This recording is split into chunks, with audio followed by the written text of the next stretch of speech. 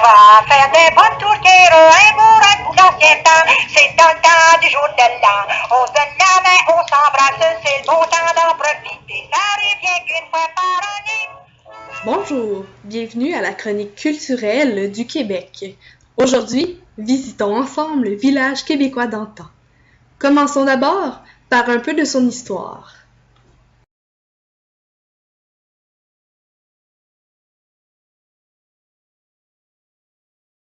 Le village québécois d'antan a été créé en 1977 par un dénommé Claude Verrier, historien. Le but étant de faire visiter aux gens une part de notre culture en faisant une reproduction d'un village d'époque, donc que l'on pourrait visiter de la façon dont ils vivaient à leur époque au Québec. Voici une petite visite que j'ai faite avec quelques constats.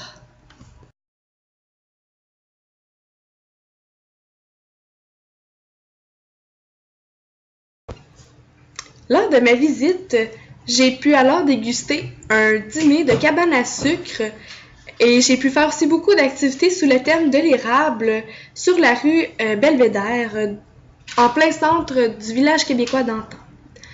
J'ai aussi pu visiter la baignerie où il y avait des beignes à l'érable et aussi les bons vieux beignes traditionnels d'antan.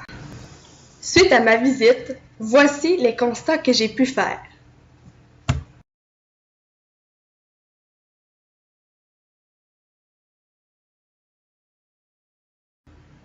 J'ai pensé premièrement vous raconter une petite anecdote de ma jeunesse. Étant plus jeune, j'ai visité le village québécois d'antan. Je me souviens quand je suis arrivée, j'étais tellement impressionnée de voir des gens habillés différemment de l'habit que je portais que je posais tout le temps toutes sortes de questions à ma mère. Pourquoi ils sont habillés comme ça? Pourquoi ci? Pourquoi ça? Bref, j'avais vraiment eu beaucoup de plaisir cette journée-là, puisque à la fin de cette journée, nous avons vécu une expérience que je vais toujours me souvenir et que les paroles me restent encore dans la tête. Nous avons donc assisté à un spectacle qui s'appelait Les légendes fantastiques. Puis les légendes fantastiques, c'est comme toutes sortes de légendes qu'ils vous racontent, mais qu'ils font de façon théâtrale. Donc il y avait un petit lac et tout, c'était vraiment, vraiment amusant. Puis c'est ça, donc ce que je retenais, c'est que quand j'étais jeune, il y avait dans les légendes fantastiques des hommes qui étaient sur un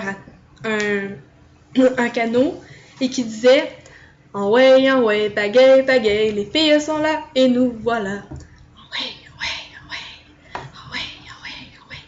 Bref, cette chanson-là m'est restée marquée pour toute ma vie et c'était une petite anecdote que je voulais vous raconter.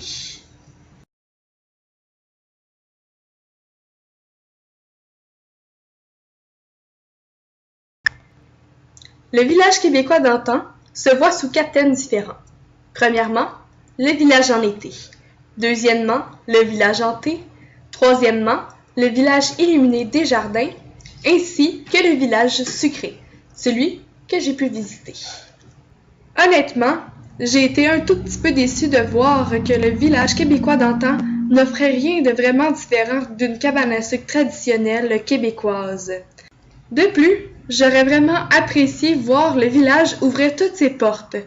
Ce que je veux dire par là, c'est qu'il y avait seulement, comme je le disais plus tôt, la baignerie d'ouverte. Donc, aucun autre commerce n'était ouvert pour pouvoir faire la dégustation et acheter quelques produits faits à la main et faits de façon traditionnelle.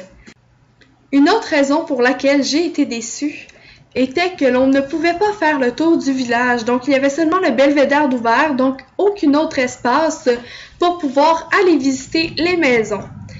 Ce que j'aurais apprécié faire parce que ça m'aurait rappelé des souvenirs d'enfance.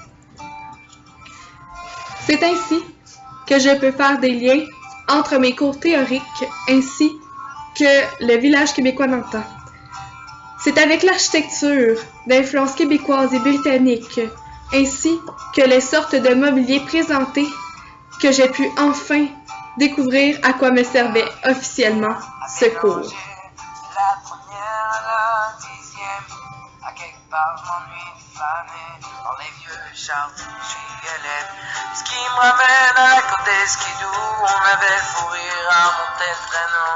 Les guerres de pommes, la cabane rouge, mon premier frein sur un thème. Pour conclure, ce n'est pas parce que j'ai fait quelques critiques à propos de cet endroit que je n'ai pas apprécié ma visite en tant que telle. Je recommanderais cette activité à tous ceux et celles qui veulent vivre une expérience culturelle hors du commun. Et voilà, c'est ce qui termine notre émission de cette semaine. Un soir, je reprends le chemin du lac. Je m'en vais veiller à patinoire. J'ai envie de m'écraser sur la glace. De me raconter des histoires. Toucher sur une lettre, toi du Nord.